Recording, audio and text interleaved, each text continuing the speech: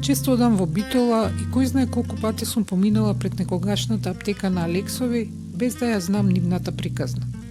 Историјата се нештата што ги знаеме, но и оние кои ни се пред очи, а не ги гледаме, за кои не сме слушнале затоа што за нив се раскажува тивко и без вообичаената помпа околу славните личности. А оваа личност секако заслужува да биде таква.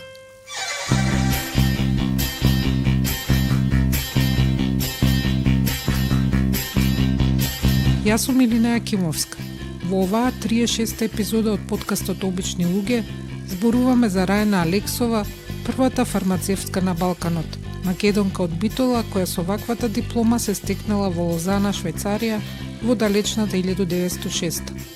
Подгответе се за мешавина од историски податоци и малку фантазија која ги пополнува празнините во нашето знаење за оваа исклучителна жена. Јас сум утрински човек. Станувам рано, за мене утрата се најубавиот дел од денот. Па особено доколку се будам пред другите, па имам малку време сама да си бидам со себе. Во тој период го користам дали да се напијам кафе, дали да подготвам нешто за децата, пошто јас сум, значи, љубител сум и на готвењето и на здравата храна, така кај нас дома се јаде само нешто што е подготвено и спремно дома, дали смути спремам, дали чија пудинг, меѓутоа тоа јас го правам веќе, пошто е години во прашање, махинално. Позадината се моите мисли. Значи, тука сум јас сама со себе и јас размислувам. И со нетрпение ја очекувам почетокот на утринската програма на македонска телевизија, ова како реклама ќе дојде, меѓутоа навистина гледам македонска телевизија и ја гледам утринската програма. И веќе толку години ја гледам што луѓето што работат, што ја водат утринската програма, ги доживувам како да ми се пријатели покрај тоа што не ги знам. И така беше и тоа утро. Значи, на денешен ден е родена Рајна Алексова. И сега иде у позадина, јас го слушам тоа, ги правам овие мои секојдневни работи, кои што си ги спремам, подготовки за утрото. И покрај тоа што тогаш не идевме на училиште, беше корона, меѓутоа сепак им спремав на децата, а јас, меѓу другото, имав корона во тој период. И слушам на денешен ден на родена Рајна Алексова и слушам колку таа била значајна жена, како таа била првата жена на Балканот која што завршила факултет по фармација и меѓутоа тоа сето не ми иде со годината која што ја слушам, дека завршила факултет во Лозана 1906 година. Викам, македонка наша завршила факултет во Лозана, живеела во Битола 1906 година. Викам, јас ова морам да го прочепкам малце, да го истражам и така, пошто има време, си бев дома, нели нормално, бевме затворени и јас седнав да читам за Рајна. Ова е гласот на Олја Петрушевска-Томева, авторка на романот Сагата за Рајна од 2022. Како што слушнавме, незината прва средба со ова име било случајно, исто како и мојата. Јас за Рајна првпат слушнав преку кампањата на Младинскиот национален совет Биди чудо од девојка, во чии рамки е развиен сет на друштвени игри наречени бунтовнички.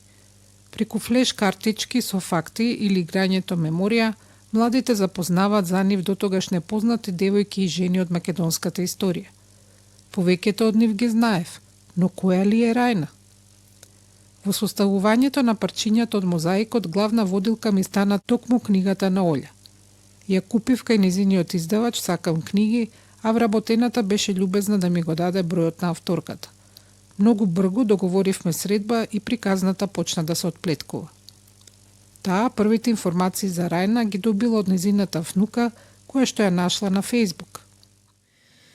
Може да најдам доста работи по линкови, истичоци од весници, Бабам Битола, која што е страница, која што нели ги обработува сите значени луѓе од Битола, меѓутоа и секојдневни работи кои што се случуваат во Битола, за кои што претходно не сум знаела ни дека постои таа страна.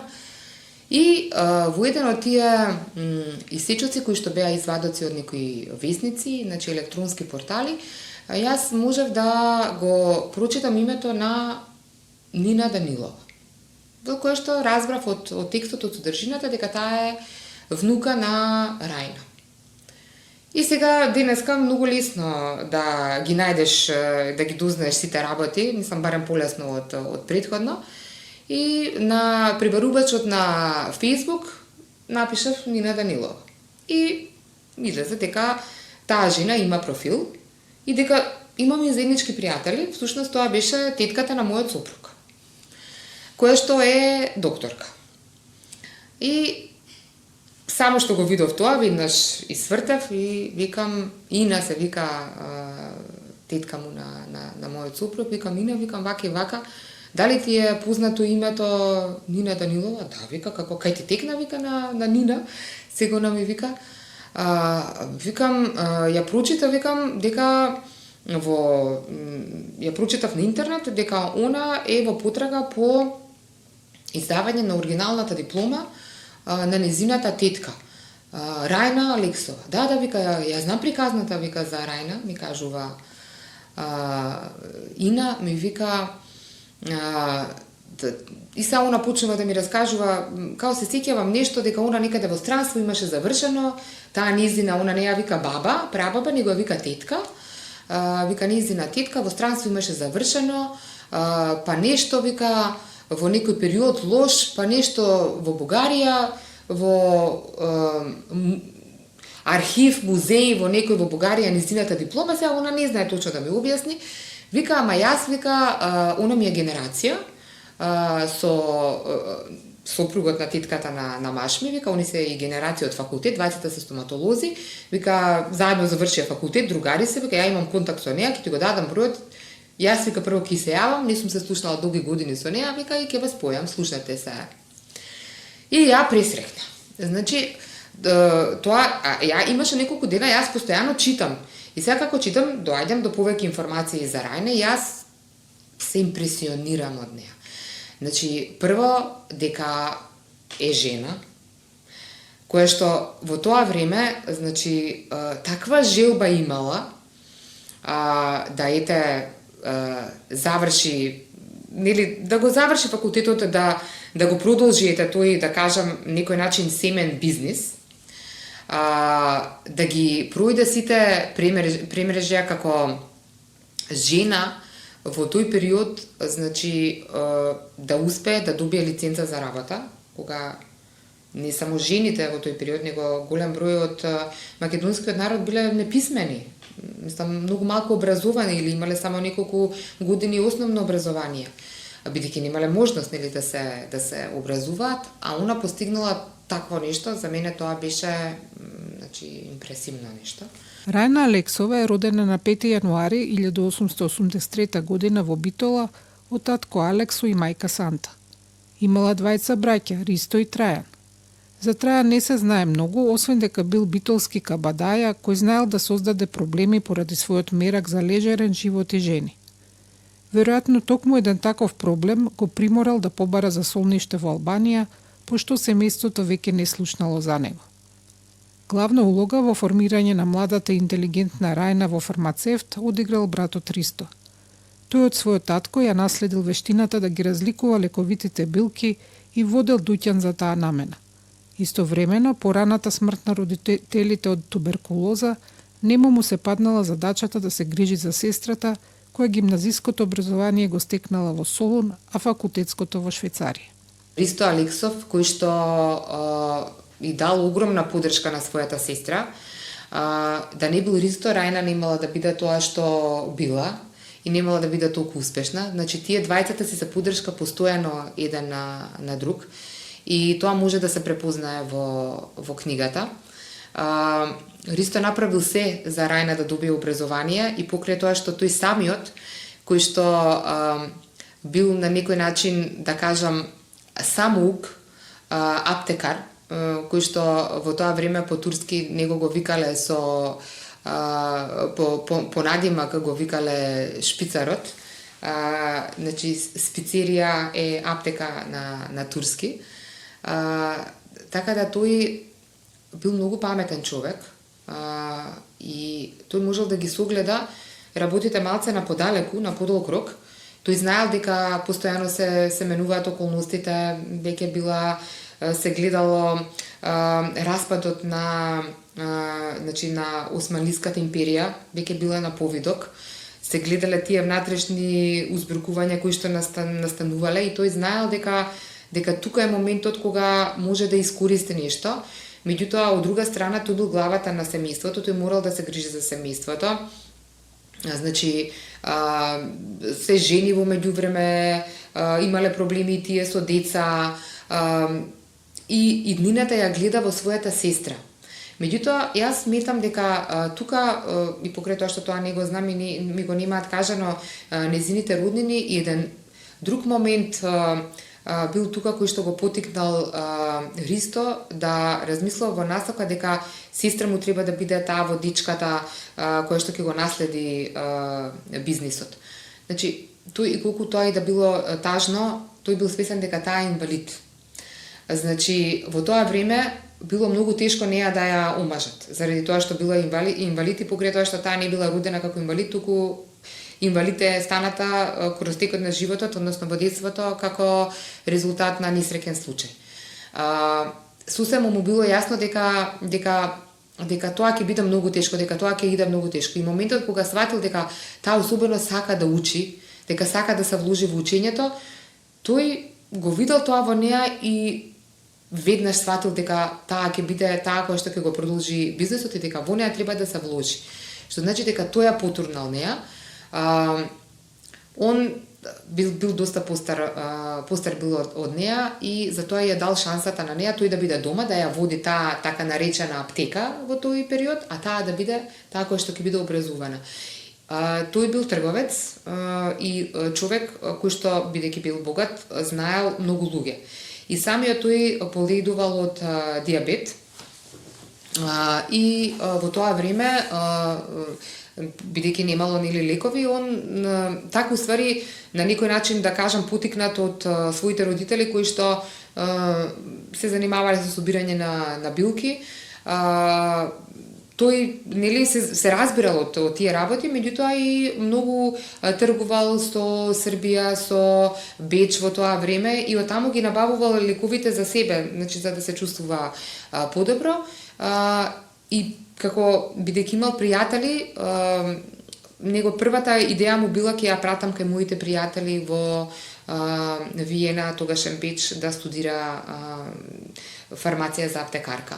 Меѓутоа таа бидејќи учела француски јазик, му рекла: "Ама јас сакам француски, сакам на француски да учам", и така тогаш испаднала, значи, можноста да, значи, тој побарал некои своји конекции, врски кои што ги имал во тој период, за да ја запишете на тој универзитет во Лозана. Романот го прикажува животот на семејството и на Рајна пред и по овој пресвртен момент, кој резултирал со добиената диплома под број 29 од 14 јули 1906 година, издадена од Универзитетот во Лозана. Но на Рајна и покрај академската титула во градот на конзулите сепак не е било дозволено да се занимава со аптекарската професија. Согласно тогаш важечките правила во Османлиската империја, жените не можеле да се занимаваат со јавна професија од ваков тип. Аптеката поради ова повеќе пати е затворена и покрај тоа што во неа се работела по сите прописи. Но ова укажуваат и аптекарските дневници кои ги водела Рајна главно на француски јазик, во кои се содржат и рецептите за галенски препарати, а кои денес се чуваат во Државниот архив во Битола. Со љубезноста на колегите од Битола добивме неколку скенирани страници од дневниците кои можете да ги видите на нашиот сајт.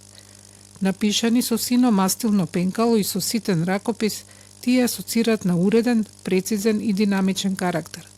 Со помош на пријателка фармацевт, одгатнавме еден од рецептите пишува на француски. Станува збор за тинктура која содржи 3 состојки. Првата е морфин хидрохлорид, некој опиоиден аналгетик и се користел во 19-тиот и почетокот на 20-тиот век во галенски препарати за намалување на болка.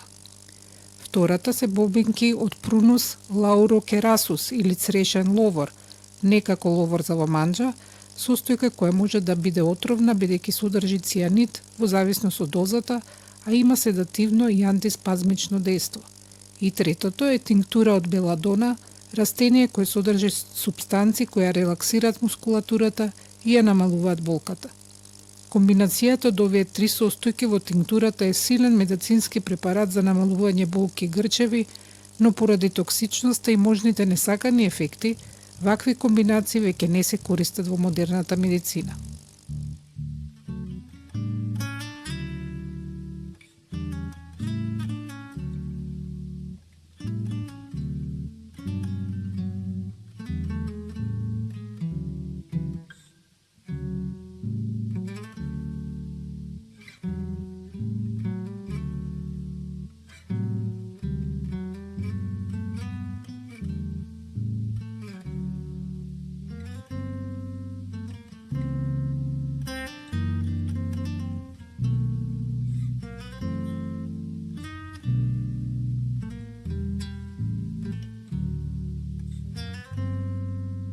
Рајна пишувала представки до властите, па и до самиот султан Абдул Хамид II, укажувајќи на потребата на жителите на Битола и околината од незината стручност. Додека го чекала спомнатото одобрение од турските власти, патувала низ Балканот, работејќи како милосрдна сестра во државна болница во Кюстендил и во бугарска болница во Цариград. Била и учителка во женската гимназија во Едрене. На крај, сепак ја добива долго очекуваната дозвола за работа како аптекарка, професија со која се занимавала до својата пензија во аптека на Широк Сокак. На Олја и биле потребни голем број историски податоци за да може да ја долови атмосферата на тоа време. Сите места каде што Рајна одела и ги посетувала, јас ги истражував. Например, кога таа заминала за Солун, јас буквално барав слики од гимназиите како изгледале и обкружувањето како изгледало во тој период за да можам да ги опишам.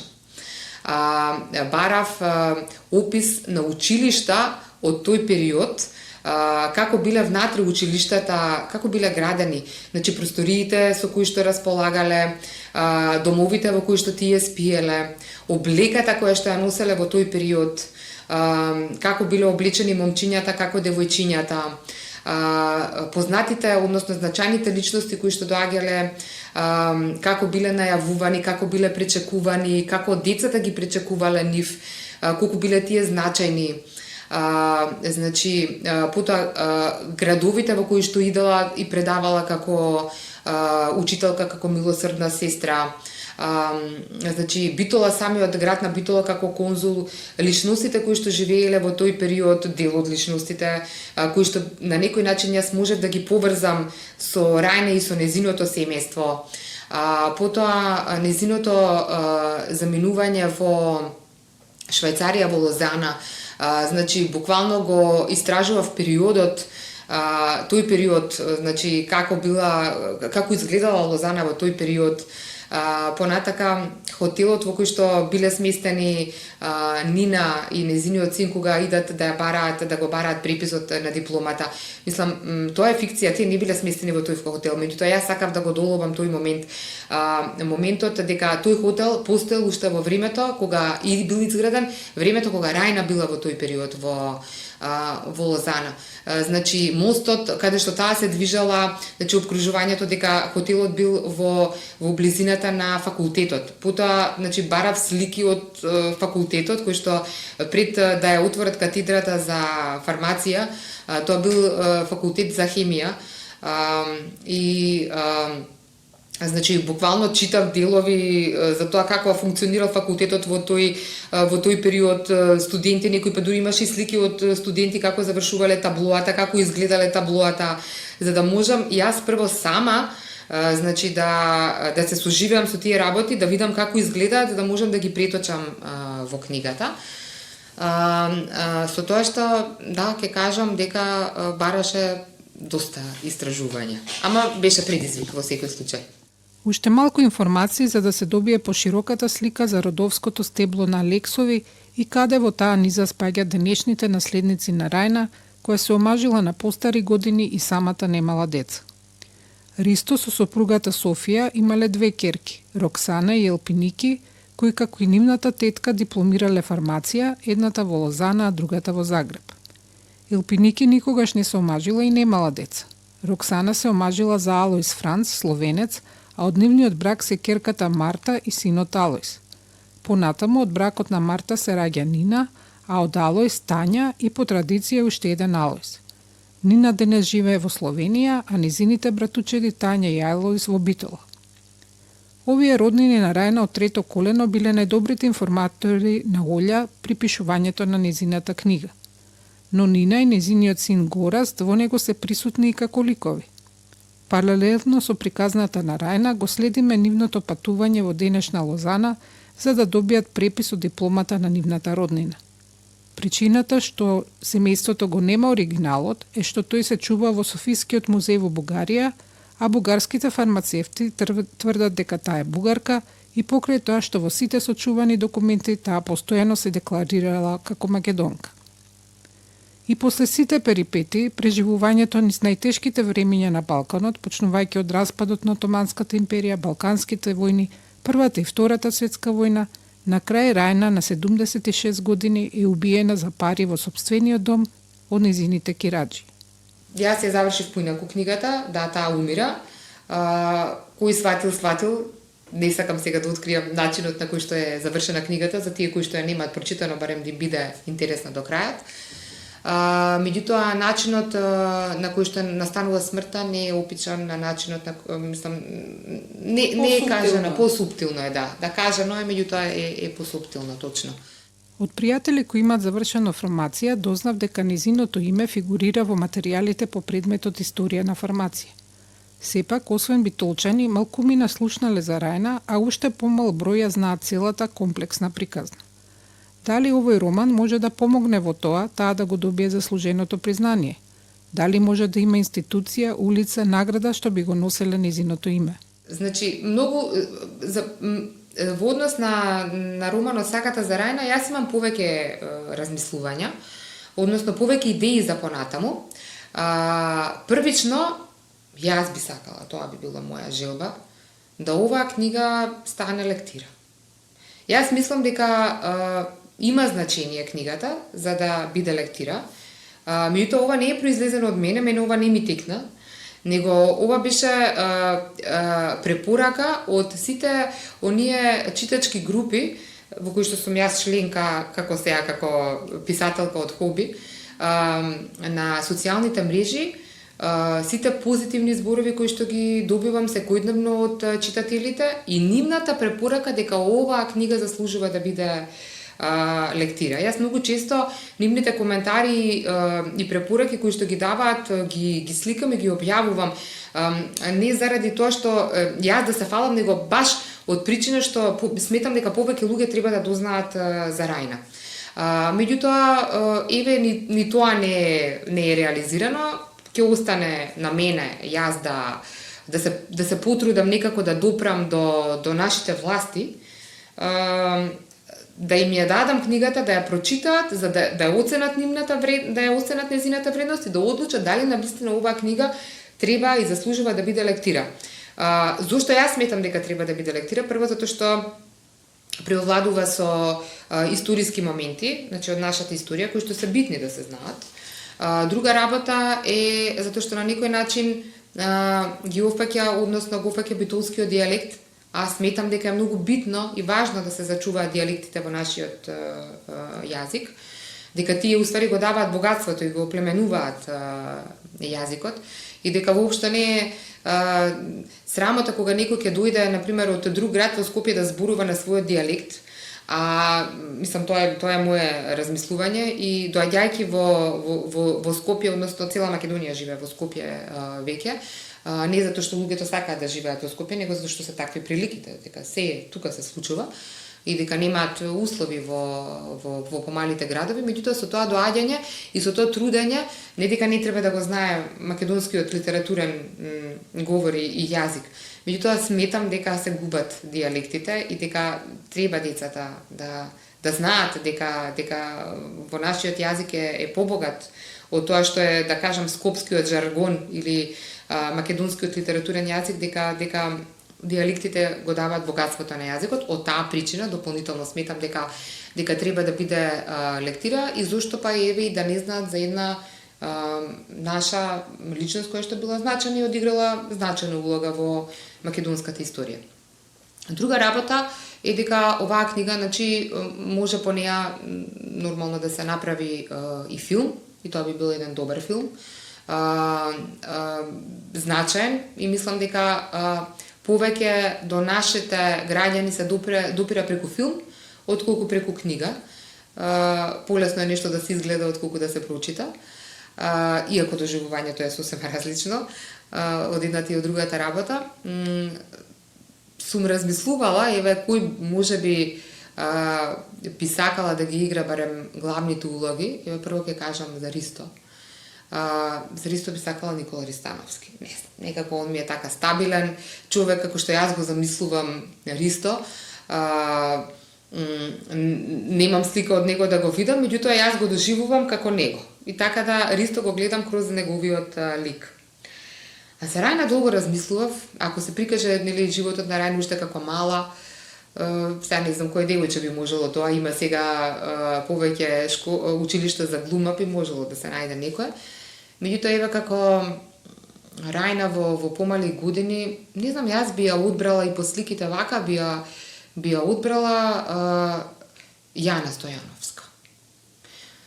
Зошто? Значи, прво, не дека она ми личи на неа, меѓутоа мислам дека она би можела да ја долови неа во младоста, а како повозрасна, сега можеби не до старост, меѓутоа нели се прават маски, шминки, има се двоумам помеѓу две глумици, значи Билјана Драгичевиќ, евентуално, и Кујача.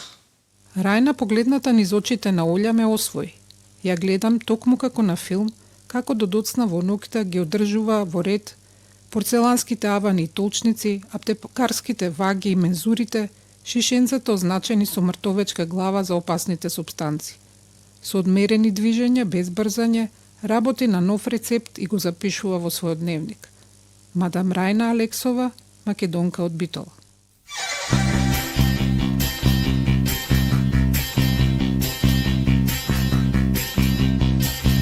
Ја слушнавте 36-та епизода од подкастот Обични луѓе.